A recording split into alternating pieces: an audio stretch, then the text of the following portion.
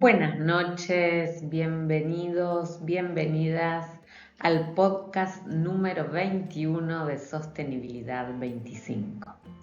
Mi nombre es Andrea Lorenzo y hoy vamos a avanzar en el tema emisores grandes y pequeños. En la agenda del día de hoy vamos a desglosar las actividades que más emiten. Vamos a analizar si se pueden mejorar y hagamos en este momento un repaso de las propuestas que venimos haciendo. Ya desde los inicios se propone centrar en la persona las emisiones que usualmente se informan como total por país. Entonces, la propuesta es, dado que las emisiones son fruto de la actividad humana, o informar y controlar las emisiones por persona. La segunda propuesta, siguiendo esa, es la justicia ambiental. ¿Por qué? Porque veíamos que si comparamos mediciones de emisiones por persona, hay países que se sobrepasan mucho del valor y muchos otros, o sea, unos poquitos que se sobrepasan mucho y muchos otros que están por debajo de ese valor. Y hoy vamos a sumar dos propuestas más. Una basada en el Objetivo de Desarrollo Sustentable último, las alianzas estratégicas, pensar en la integración latinoamericana. Y la última es, dado la propuesta de Lidia cuando hablábamos de residuos peligrosos, si correspondía analizar de la cuna a la cuna o de la cuna a la tumba, lo mismo vamos a pensar para las emisiones a partir de la electricidad. La semana pasada les recomendé los informes del Grupo de Planificación Energética de la CONEA. Hoy vamos a hablar de algunos de los boletines energéticos anuales que este grupo publica. Este en particular me parece que no tiene desperdicio, habla de transición energética y en uno de los artículos da como una cronología, una línea de tiempo de distintas etapas o distintas transiciones a lo largo de la historia. En los comienzos, hasta el siglo XVIII, este análisis dice que se dependía de la biomasa y de la tracción a sangre para el transporte, es decir, a caballo. La primera transición ocurriría entonces en el año 1850, que se da, por un lado, la revolución industrial y por otro lado, la era del carbón. Luego vamos a ver unos gráficos que completan esta información. La segunda transición ocurriría a mediados del siglo XX, 1950, a partir de ese momento, donde aparecen los derivados del petróleo y los vehículos a combustión interna que justamente utilizan el petróleo.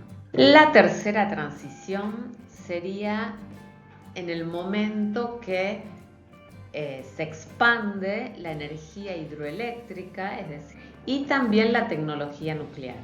Con la llegada del siglo XXI ocurre la cuarta transición, donde hay un aprovechamiento de fuentes renovables para la generación de electricidad y también de biocombustibles para el transporte.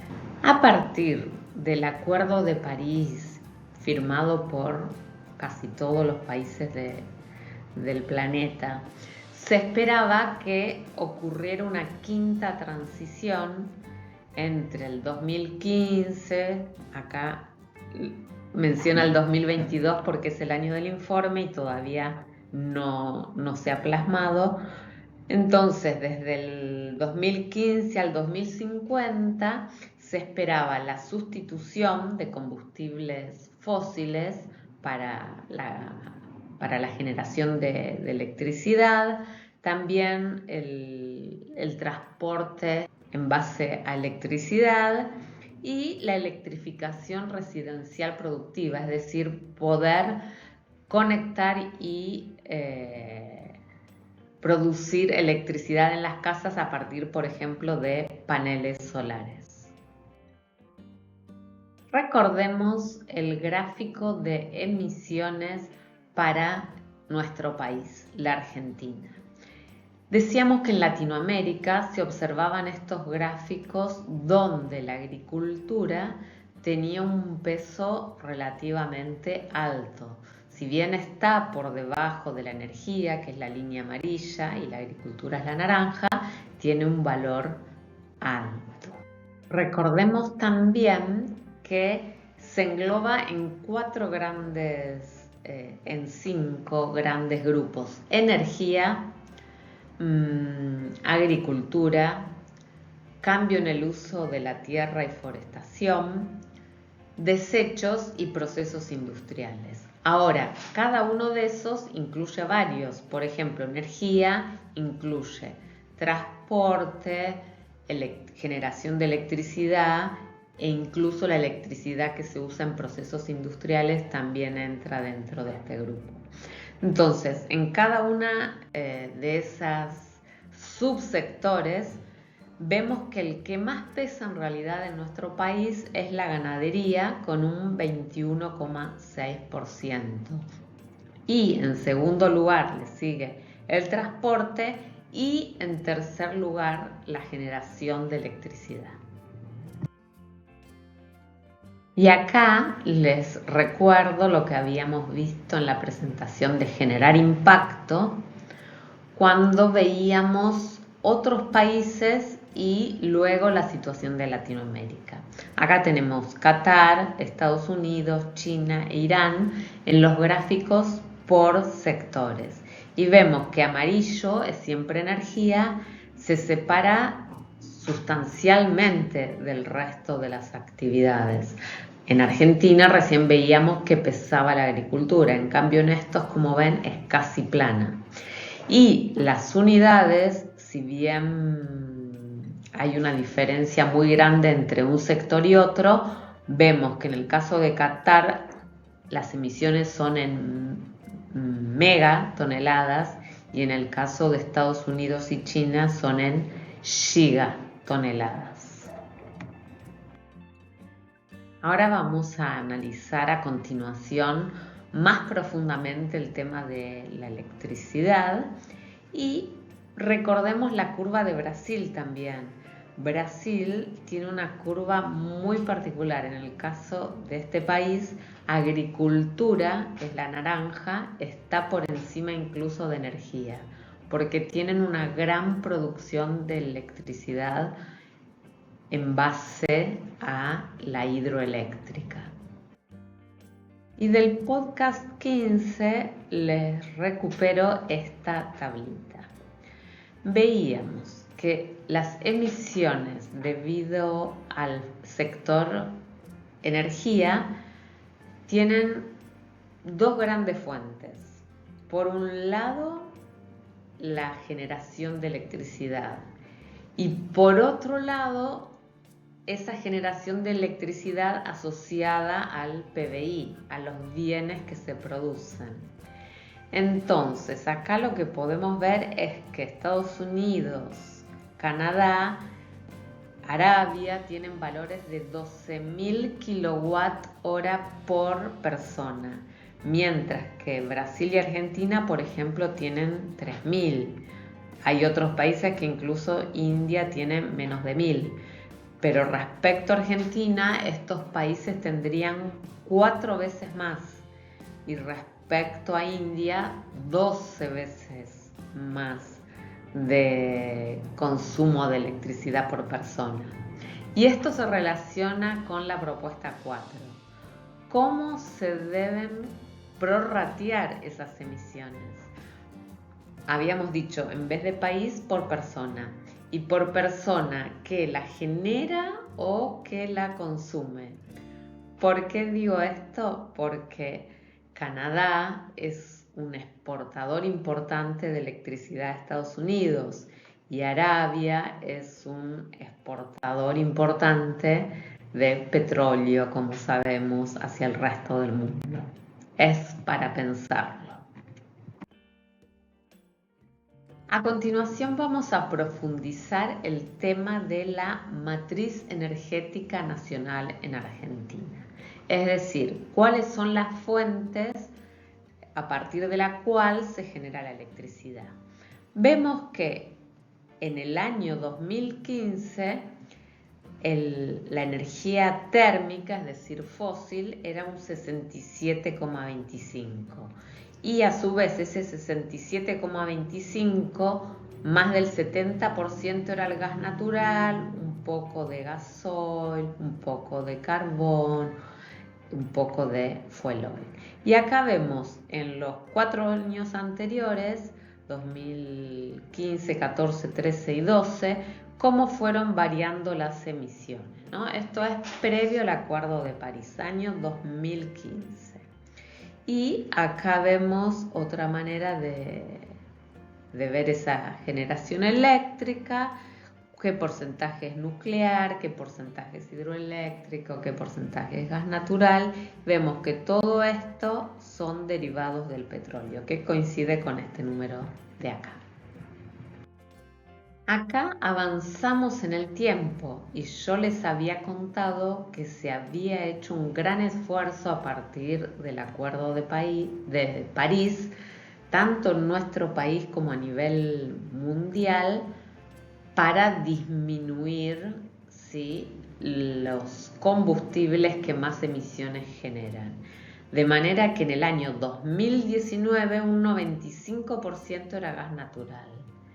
En cambio, cuando pasamos al año 2023, post pandemia, post guerra de Ucrania, vemos un retroceso. Vemos que el gas natural baja y que vuelve a haber fuel oil, carbón, gasoil. Y esto lo tomamos de otros boletines energéticos.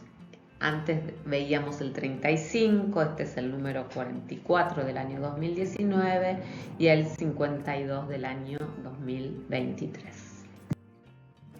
Y acá pasamos al boletín número 53 del año 2024, ya la última información, pero que tiene todo un análisis histórico. Muy bueno este análisis y este boletín. Acá vemos la térmica, que en el año 2015 te conté que era el 67%, ¿no? Lo vamos a encontrar por acá. 2015 el final era 66,5. Acá vemos las otras fuentes: hidroeléctrica, nuclear, renovables. A partir del año 2015 aproximadamente, hay leyes que promueven la instalación de energía renovable. Y había un valor, un porcentaje buscado que no se estaba cumpliendo, ¿sí? Había metas a nivel nacional para aumentar la producción de energía renovable. Y vemos que efectivamente para el año 2024 llega casi hasta un 15%. Ahora, ¿qué podemos ver también? Que la hidroeléctrica en el año 2000 era un 47%. En cambio, en el año 2024 es un 23%, casi la mitad. Y la térmica, que en el 2001 era un 44,4%, en 2024 está por encima incluso de ese valor. Pero bueno, si comparamos con 2015 ha bajado del 66 al 53%. Sin embargo, los números siguen siendo altos. Y acá este diagrama tomado de otro informe del CIER, que es la Comisión de Integración Energética Regional, acá en América, informa para varios países. Hasta ahora veíamos a nivel argentino, ahora vemos a nivel latinoamericano. Y vemos en azul la proporción de energías renovables y en naranja las térmicas, fósiles o no renovables. Y vemos que hay países que tienen un gran porcentaje de renovables, como Uruguay, Paraguay, Brasil, ya te lo había contado. Y esto creo que impulsa la propuesta tercera, ¿no? El aprovechar las alianzas estratégicas para hacer un uso inteligente de esta generación y así tratar de bajar las emisiones. Esta es otra manera de ver los datos, donde vemos en térmico la franja o la porción de generación de energía fósil, y en azul la hidroeléctrica, y en el año 2015 vemos que, como dice ahí el texto, la renovable era casi imperceptible. Y para esto sirven los gráficos y los números, ¿no? Para ir viendo la evolución en el tiempo, una variable tan importante en la sostenibilidad y para ponerle un sostén al capitalismo. Vemos que ahora sí aparecen las renovables en verde. A partir de este momento empiezan a ser significativas en la matriz nacional. Y acá pasamos al mundo, donde podemos ver un poco esas transiciones que fuimos mencionando en el tiempo, ¿no? Desde la biomasa y la tracción a sangre hasta que llegamos a las energías renovables en este siglo XXI. Y vemos esto a nivel mundial. Ahora entonces vimos Argentina, vimos Latinoamérica. A nivel mundial vemos en color amarillo el gas natural, en rojo los derivados del petróleo, es decir, amarillo más naranja nos daría la energía térmica fósil. La negra corresponde al carbón mineral, también es fósil, ¿sí? Es decir, todos estos tres serían los fósil. Abajo tenemos biomasa tradicional en color marroncito, y más arriba tenemos la nuclear en rosa, la hidroeléctrica en azul y las renovables en verde. Entonces vemos cómo Latinoamérica tiene un gran aporte en energías renovables. En este gráfico vemos las emisiones de los distintos tipos de planta que producen electricidad térmica a partir del vapor, gas industrial, térmica a partir del gas natural, un ciclo combinado. Todas esas serían térmicas y las emisiones asociadas. Luego tenemos la nuclear, la hidroeléctrica, la eólica, la solar, y por último biomasa con control de emisiones o sin control de emisiones, donde acá aparece la absorción de los árboles. Y acá vemos que en el resto del ciclo de vida esos árboles están actuando contrarrestando las emisiones. Y una vez que son utilizados para la electricidad, producen estas emisiones. Una de las principales medidas que impulsa la transición energética a nivel mundial es la electrificación del transporte. De hecho, vimos que en nuestro país el transporte incluso está por encima de la generación de electricidad. ¿Qué hay que tener en cuenta? Que la electricidad, vimos en el gráfico para el mundo, que mayormente se produce a partir de energía térmica. Pocas regiones, es el caso de Latinoamérica, hay una gran proporción de renovables. No es el caso a nivel mundial. Entonces, si los autos se van a mover a electricidad y esa electricidad es de fuente térmica, no hay una gran transformación de las emisiones, ¿sí? Hasta ahora hay países que han logrado implementar la electrificación de sus vehículos, sin embargo no se ven aún los resultados en las emisiones. Como este es un informe de la Organización Internacional de Energía Atómica, vemos acá que justamente esa electrificación del transporte va a requerir más producción de electricidad. Entonces se espera un crecimiento de la demanda del 22% para el 2030 y que se duplique para el 2050. Y también un incremento de la demanda de las energías que veíamos que tenían pocas emisiones durante su operación, como eran la nuclear, la hidroeléctrica, la solar y la eólica. Y este gráfico y la perspectiva que tiene el informe me parece muy importante, porque la gente se centra mucho en los gastos y no en los ahorros. Entonces, acá, ¿qué es lo que vemos? Vemos las emisiones por la fuente térmica y las emisiones evitadas por generación hidroeléctrica, por generación nuclear o por generación renovable. Es decir, si hubiera sido otro tipo de generación, se hubieran producido todas esas emisiones que vemos.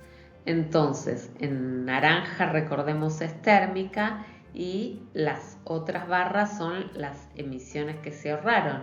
Es decir, si fueran todas térmicas, este gráfico en realidad estaría por acá arriba.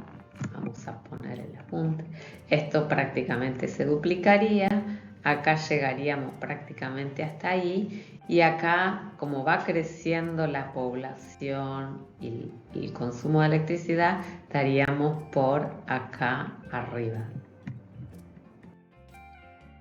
Así llegamos al fin de la unidad 6 y es momento de repasar todas las propuestas que hacemos desde Sostenibilidad 25. La primera era centrarnos en la persona. La segunda, medir las emisiones por persona. La tercera es generar alianzas estratégicas, sobre todo teniendo en cuenta las fortalezas que tiene Latinoamérica, que son alta producción de energía renovable, fuentes hídricas y gran superficie forestada. Es decir, todo a favor de las emisiones cero. Y la cuarta, más que una propuesta, es un dilema, un tema a debatir. ¿Cómo se deben considerar esas emisiones por persona? Si en el que las genera por su producción o en el que las consume o cómo. Muy bien, muchas gracias por sumarse. Recordemos que si dejamos más huella en el corazón y menos huella de carbono, creamos futuro. Nos vemos la próxima. Chau, chau. Y la próxima charla vamos a hablar de emisiones, pero ya en la unidad de fuentes de costos ambientales y con otra perspectiva. Chau, chau.